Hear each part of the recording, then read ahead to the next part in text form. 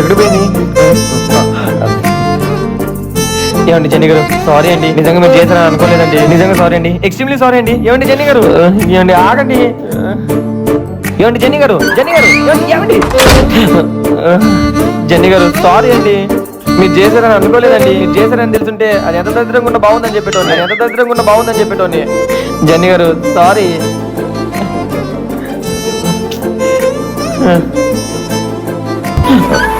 ఏమండి జెన్నీ గారు, సారీ అండి.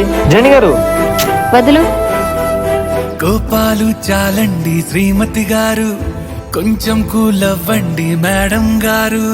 చామంతి నవ్వే విసిరే మీరు, కసిరేస్తూ ఉన్నా బాగున్నారు.